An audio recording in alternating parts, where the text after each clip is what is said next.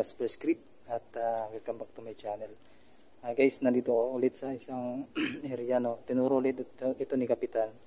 Kung sabi ni Kapitan nakakatakot daw itong lugar. Subukan natin to kung meron dito.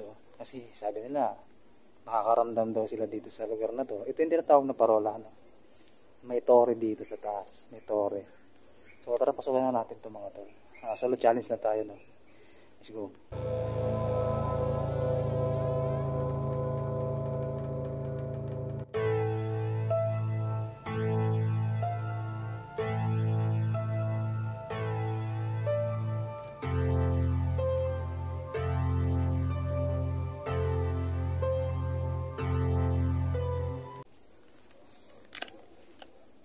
So uncut na tayo mga tol, no.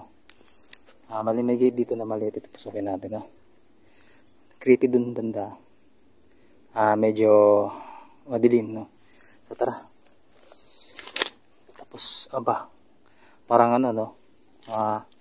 Naglagay sila ng ang tawag dito. Ito mga baging. Ay hindi. Yung pinagagapangan ng gulay. May mga gulay pala dito mga tol. Pero sabi nila nakakatakot daw dito. Ayun, bilog yung buwan. No? Ang taas mga tol, no?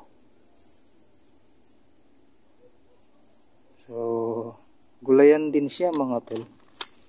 So, ibig sabihin mga tol may rito. Merong nag-aalaga. May taong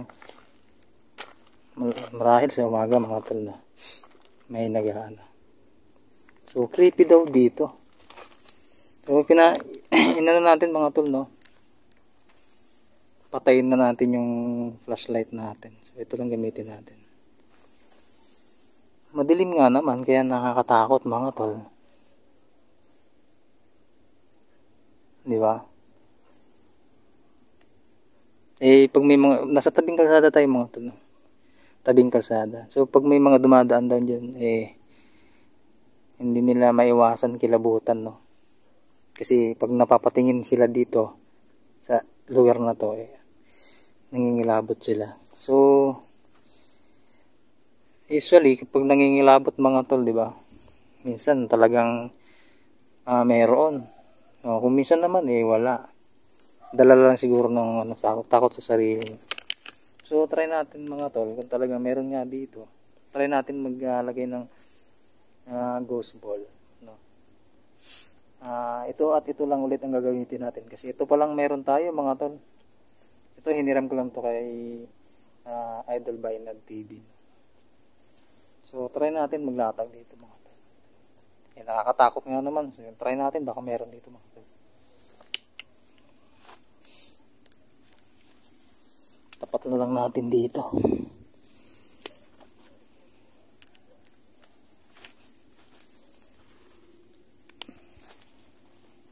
Ayan mga tol, no.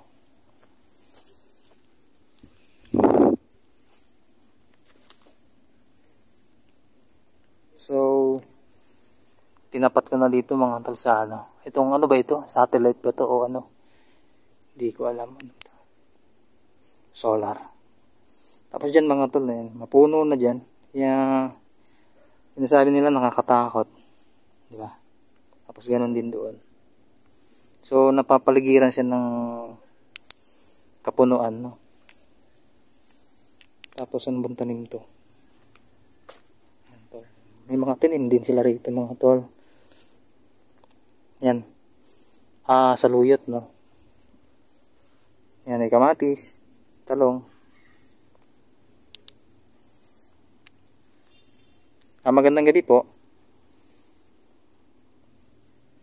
Pasensya na po sa abala kung meron man po ditong kung meron man po ditong nakatira.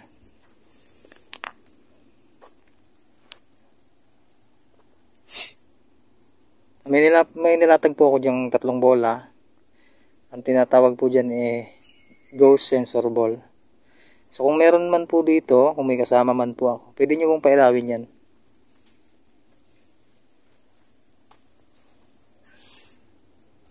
Ayun. Mga tol, no. isa to sa tinuro ni Kapitan. Dito malapit sa barangay hall nila. So pinuntahan na rin natin, no. Nakakatakot nga naman kasi talaga tingnan. Ang tawag dito mga tol ay parola daw. Parola. So tingnan natin, no, kung paparamdaman tayo dito. So mabilisan lang to mga tol, no. Yan, bilog ang buwan mga tol.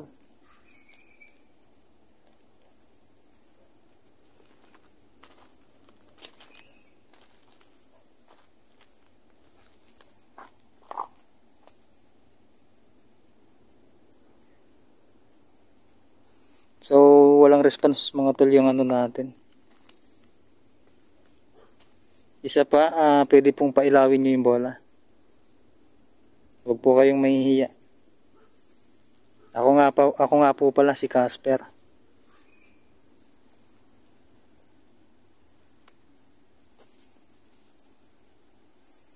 So maliit lang na bakod siya mga tol. Hindi naman siya ganun kalakihan. Pero galing sa labas, mula sa labas matatanaw mo, mukhang nakakatakot din siya, madilim.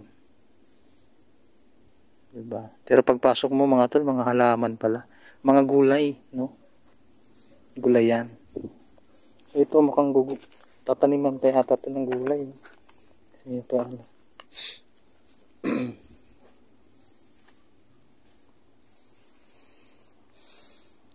Pwede po sa huling pagkakataon, pwede nyo pong pailawin yung bola. Kung meron man po dito.